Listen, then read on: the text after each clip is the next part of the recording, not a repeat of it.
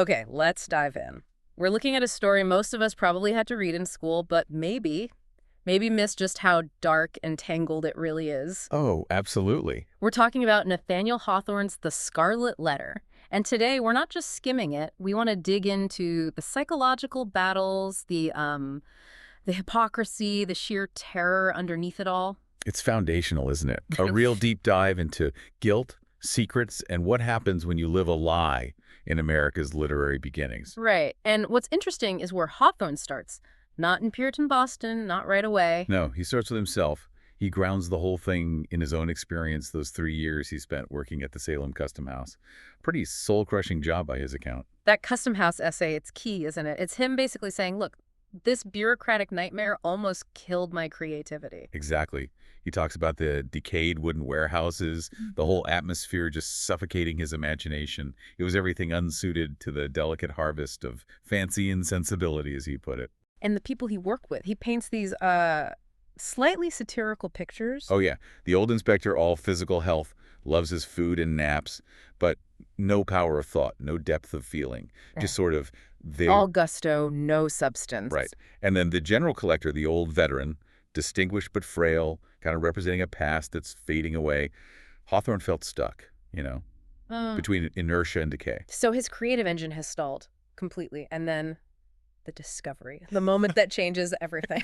This is where it gets good. He's rummaging around upstairs in the custom house through this heaped-up rubbish, and he finds a package left behind by his predecessor, a Mr. Surveyor Pugh. And inside, not just papers. There's an old manuscript, yeah, but the main thing is this physical object, a faded piece of fine red cloth.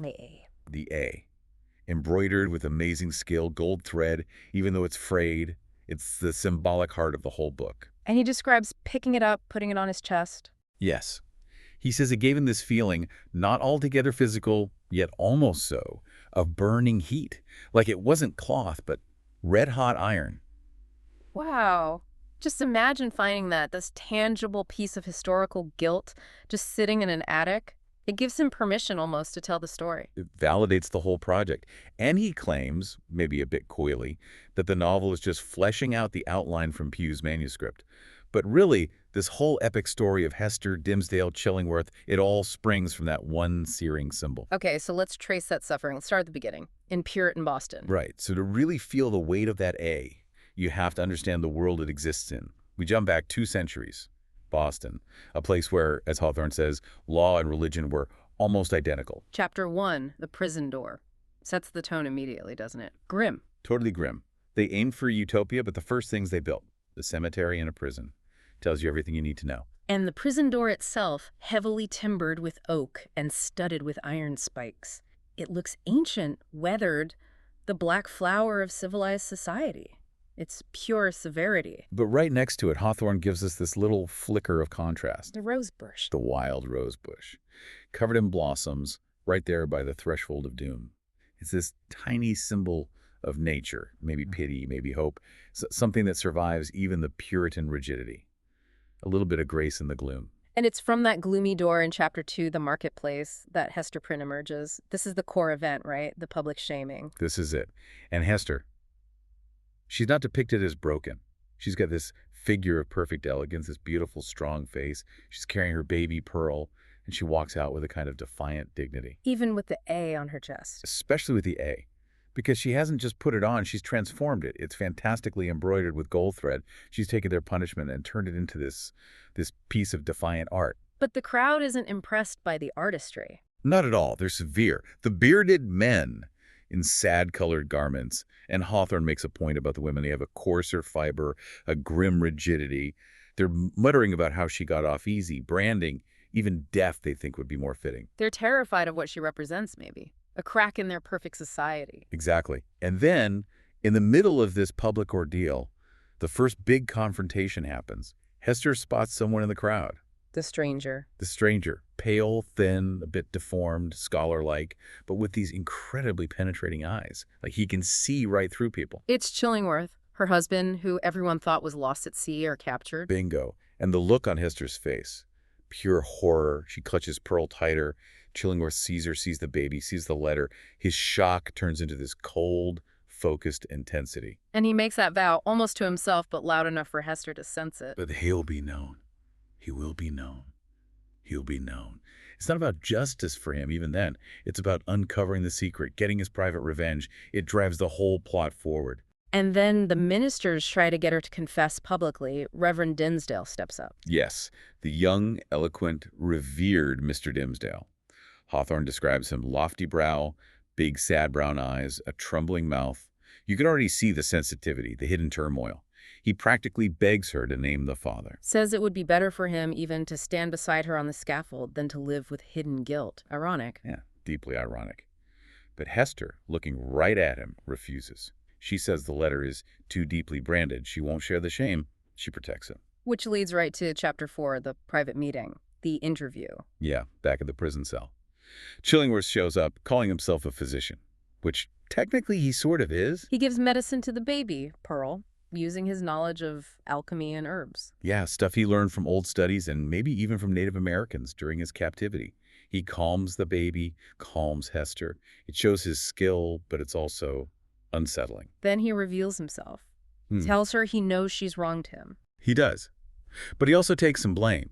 Calls himself foolish, this old scholar marrying a young, beautiful woman like her, says it was an unequal match from the start, a moment of honesty, almost. Almost, because then he pivots. He demands to know the father's name. She still refuses.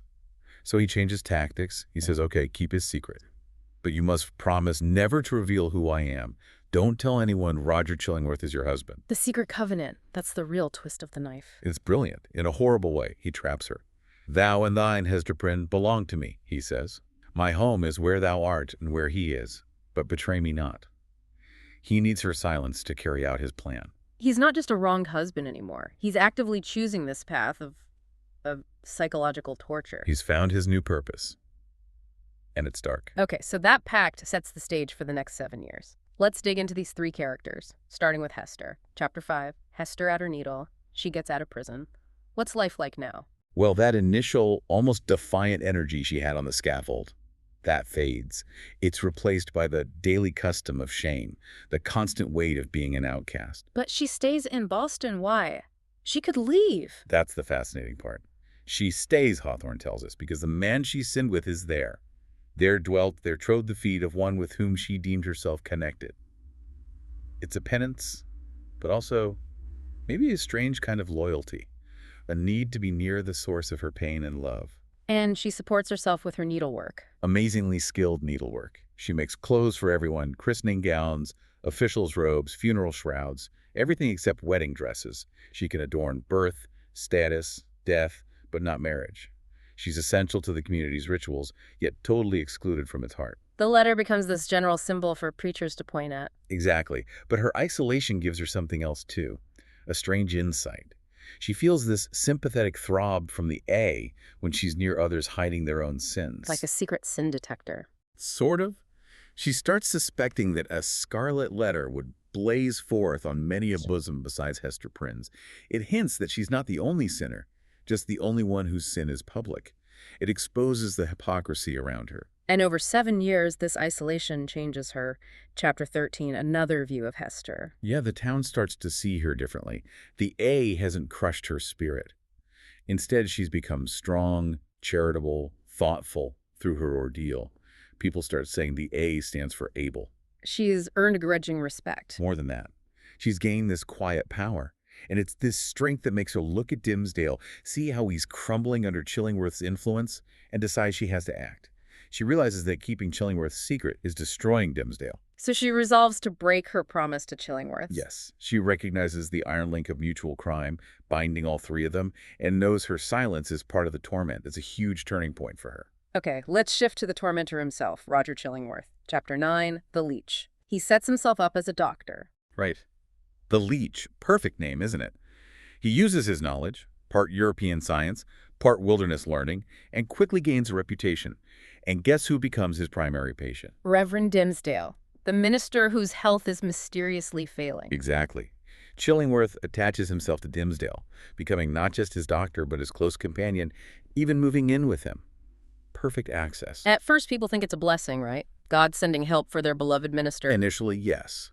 But pretty soon, people start noticing changes in Chillingworth. That calm, scholarly face starts looking ugly and evil. The transformation begins. It really does. Rumors start flying. Maybe he learned black magic in the wilderness. Maybe the fire in his lab is literally fed by infernal fuel. His quest for revenge is physically warping him. He's becoming the fiend people suspect him to be. And his whole focus narrows down to Dimmesdale, Chapter X, the leech and his patient. He's relentless.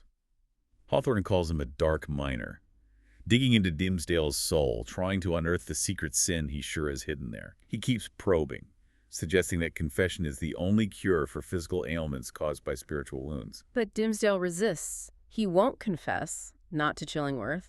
No. He clings to his secret. But then, Chillingworth gets his chance. He finds Dimmesdale asleep, deeply asleep. And he looks under the minister's shirt. He thrusts aside the vestment. The book doesn't explicitly say what he sees. Maybe a self-inflicted A. Maybe just the physical manifestation of unbearable guilt. But whatever it is, Chillingworth's reaction is ecstatic. A wild look of ecstasy, like a devil finding a lost soul. Exactly. Hawthorne says it was like finding the spring that controlled the engine of Dimmesdale's suffering. From that moment on, Chillingworth has him. He becomes the chief actor in Dimmesdale's inner world, subtly manipulating his guilt, keeping the wound open. His vengeance is complete in a way. He doesn't need public exposure anymore. He has total psychic control. It's terrifying. And this is what Hester finally sees clearly in Chapter 15. Yes. She looks at Chillingworth, this deformed old figure, and understands the full extent of the damage she enabled by keeping his secret. She realizes her deepest wrong wasn't the adultery, maybe not even marrying Chillingworth in the first place, but allowing this torture to happen. And that's when she says it. I hate the man. Simple, powerful, and utterly true at that point. She sees him for the fiend he's become. Which brings us to the victim of that fiend, Arthur Dimmesdale, the suffering saint. Chapter 11, the interior of a heart, publicly adored, privately tormented. It's excruciating. He's seen as this miracle of holiness. His sermons are incredibly powerful, moving people to tears. But Hawthorne tells us that power comes directly from his own hidden agony, his connection with the sinful brotherhood of mankind. He feels what they feel because he is the sinner he preaches against. He tries to confess from the pulpit, doesn't he? But fails. He does. He calls himself the vilest of sinners, but people just hear it as extreme humility. His confessions become, ironically, a veriest falsehood because they're misinterpreted and only make people admire him more. So the hypocrisy just digs deeper, and he turns to self-punishment. Yes. Secretly. Things that Hawthorne says are more like the old corrupted faith of Rome. He whips himself with a bloody scourge. He fasts until he can barely stand. He holds these long, torturous night vigils. And he starts seeing things in these vigils. Hallucinations driven by guilt and exhaustion. He sees dead friends, angels, demons, and most significantly, he sees Hester and Pearl. Pearl points first at the Scarlet Letter on Hester's chest. And then points at Dimmesdale's own chest. Exactly. The vision confirms his deepest fear and guilt. His body is punished, but his soul finds no relief because the core sin remains hidden. This internal pressure has to explode, right? Chapter 12, the minister's vigil. It does. Driven by these night whimsies, this unbearable torment, he does something unthinkable. He goes out into the dead of night and stands on the scaffold, the very place Hester stood 7 years earlier. The platform of public shame. He wants to confess. He shrieks out in agony, half hoping the whole town will wake up and see him, expose him. But nothing happens. The town sleeps on. But he's not entirely alone. No. Hester and Pearl happen to be walking by, returning from watching over the dying Governor Winthrop. They see him, and he calls them up to join him. So the three of them stand there together, a secret family portrait on the scaffold of shame in the dead of night. It's incredibly powerful and poignant. And then the sky lights up. A meteor streaks across the darkness, and Dimmesdale interprets its shape as a giant letter A. A celestial accusation, his guilt projected onto the heavens. That's how he sees it. But the ambiguity is brilliant. The next day, the sexton tells him people saw the meteor too, but they thought the A stood for angel, marking Governor Winthrop's ascent to heaven. So the symbol means whatever the observer needs it to mean. Classic Hawthorne. Perfectly ambiguous. But the meteor does reveal someone else watching in the darkness. Chillingworth. Chillingworth. He steps out of the shadows. Reverend Sir, can this be you? He gently leads the distraught minister home, like a shepherd guiding a lost lamb. But it's the shepherd who's also the wolf. His control is absolute now. We absolutely have to talk more about Pearl. She's not just a child. She's something else. the living symbol. She really is. Chapter 6, Pearl. Her name itself chosen because she was of great price, bought with Hester's reputation, her everything. A constant reminder. She's beautiful, graceful, but also weird. Yeah, Hawthorne describes her as having this perplexing nature, perverse, sometimes so malicious, almost otherworldly. And think about this. The very first thing she apparently noticed as a baby, The Scarlet Letter. the scarlet letter on Hester's chest. Mm. She reached out, grasped it, smiled. Hester felt infinite torture. From infancy, Pearl is instinctively drawn to the source of the family's pain and mystery. She seems obsessed with it. Completely. And this makes the townspeople uneasy.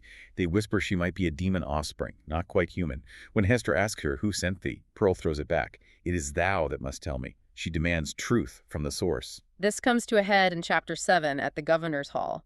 They might take Pearl away from Hester. Right.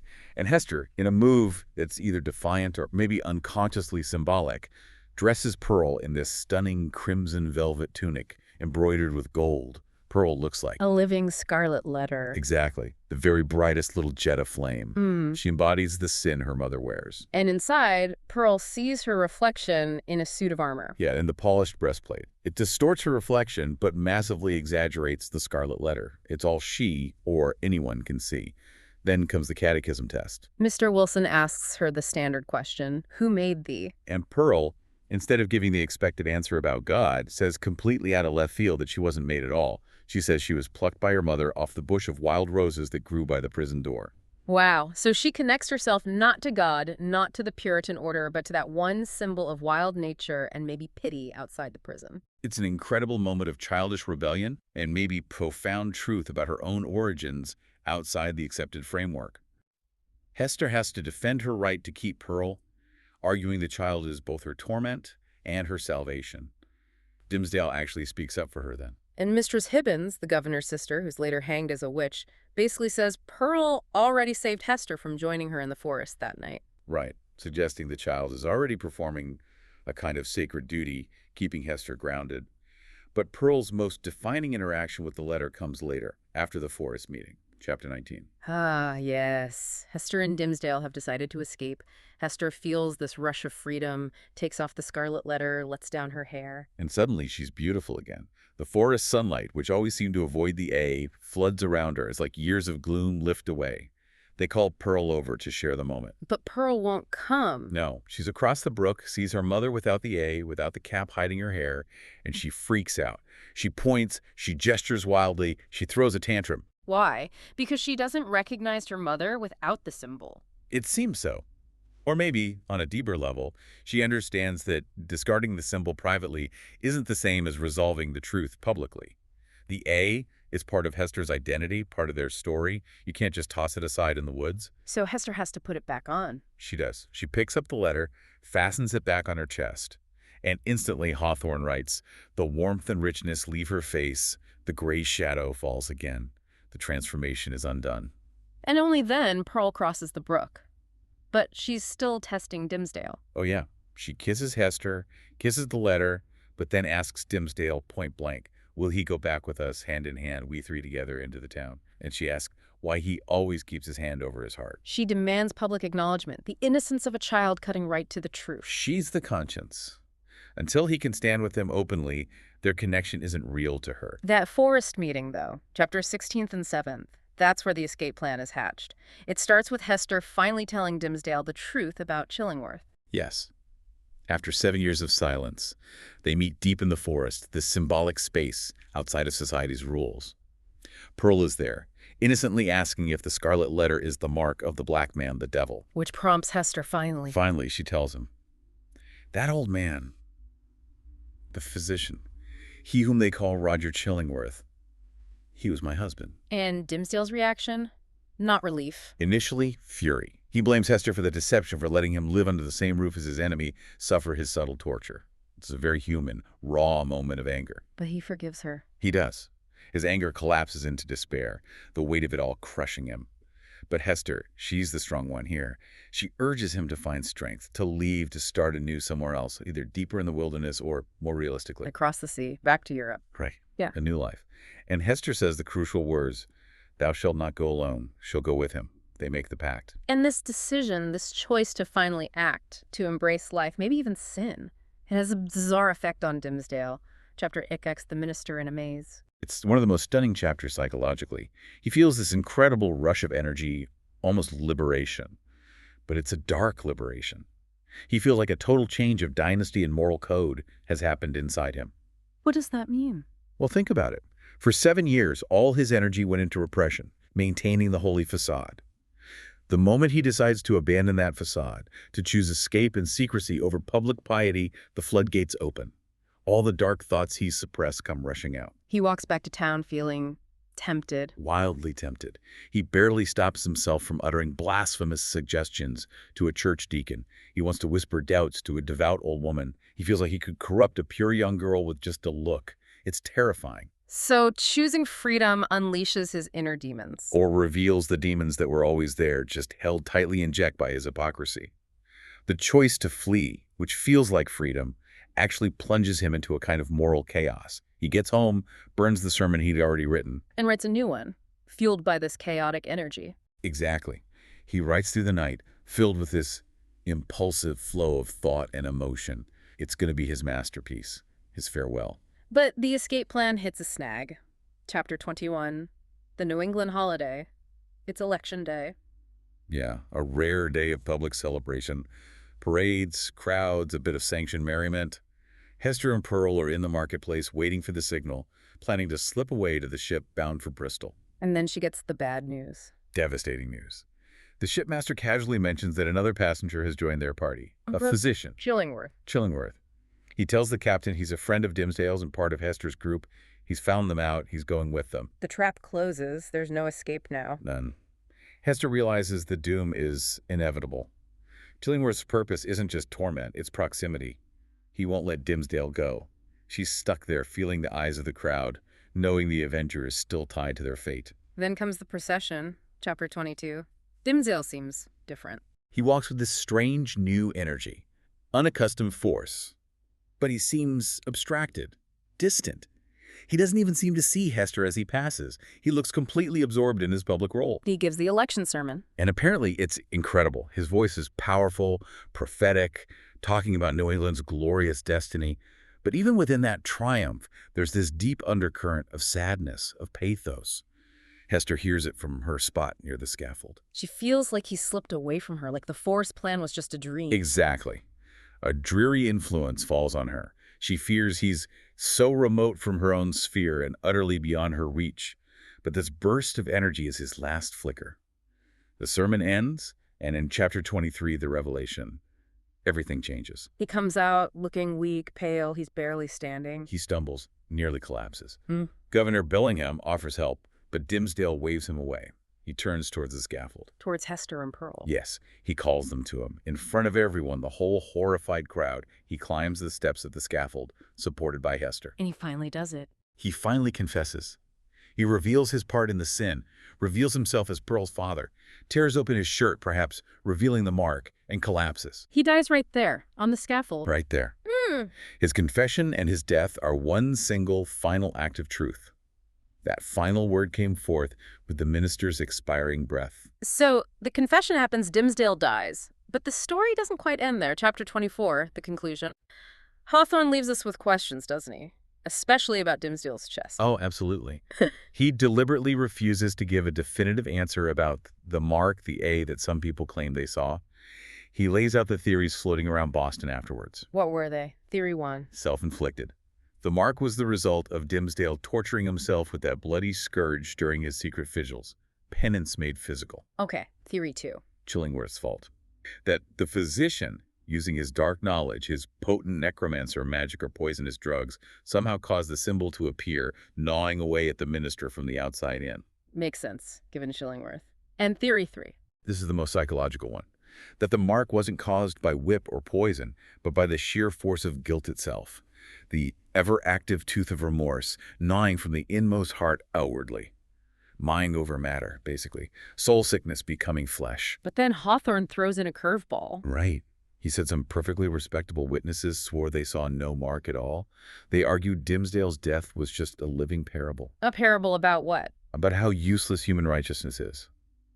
that even the holiest seeming man is still a sinner, and his death was just a final sermon showing you can't rely on your own goodness. It keeps the mystery alive. So we never really know for sure about the Mark. What about Chillingworth? What happens to him? His story ends quickly. Once Dimmesdale dies, Chillingworth has nothing left to live for. His sole principle of existence, his vengeance, is gone. He just withers away, dies within a year. But he leaves his money to Pearl. Incredibly, yes. He leaves a very considerable amount of property to Pearl.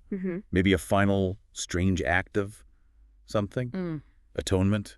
Or just the last calculation of a dying man? Who knows? It makes Pearl independently wealthy. And Pearl and Hester, they leave Boston. They disappear soon after Chillingworth's death. Nobody knows for certain what becomes of Pearl. Does she find happiness? Does that wild, rich nature get tempered? The hints suggest yes. Letters arrive for Hester later, with fancy seals. Exactly. Letters with armorial seals, expensive gifts, things suggesting Pearl married well, likely in Europe, and didn't forget her mother. She escapes the Puritan gloom. But Hester comes back. Years later, yes. She returns to the little cottage on the edge of town, voluntarily, of her own free will, and she puts the Scarlet Letter back on. Why? Why come back to the place of her shame? It's profound. The letter, by this point, has changed meaning again. It's no longer a stigma of shame, but a symbol that inspires awe, yet with reverence, too. People come to her for advice. Women do. Women suffering from heartbreak, from societal wrongs, from their own erring and sinful passion. Hester, the outcast, becomes a counselor, a source of wisdom, precisely because she endured so much. She becomes the head of this informal, mystic sisterhood of suffering women. She finds a new purpose then. A quiet, powerful one. And she holds on to this belief, this hope, that someday a new truth would be revealed about the relationship between men and women, one based on mutual happiness. She knows she can't be the prophetess for that new truth. She's stained with sin, but she anticipates a better future. And when she dies? She's buried near Dimmesdale. Not right next to him, there's still a space, but they share a single tombstone. With that final epitaph. On a field, sable, the letter A, ghouls. Black background, red letter. The symbol marks their shared grave, their shared tragedy, forever. So wrapping this up, this deep dive really shows how one symbol, the A, just shifts and evolves, doesn't it? From public punishment to internal burden, and finally, somehow into this mark of sorrowful respect. It's an incredible journey for a single letter. But I think the real terror Hawthorne explores isn't just the Puritan judgment. It's what happens inside Dimmesdale. The decay caused by concealment. That choice to live a lie, it corrodes everything. Completely. And remember chapter XX, when he decides to flee and suddenly feels all those wicked impulses, it suggests that suppressing sin doesn't destroy it. It just warps it, makes it fester. Which leaves us with a pretty heavy question, doesn't it? What does the most damage in the end? Is it having your sin revealed, like Hester, or is it hiding it, like Dimmesdale? That's the core of it, I think. Hawthorne seems to suggest that concealment, living that lie, is what truly destroys the soul. Maybe absolute truth, however painful, is the only way to have any kind of real existence. Something to definitely think about, the devastating cost of secrets.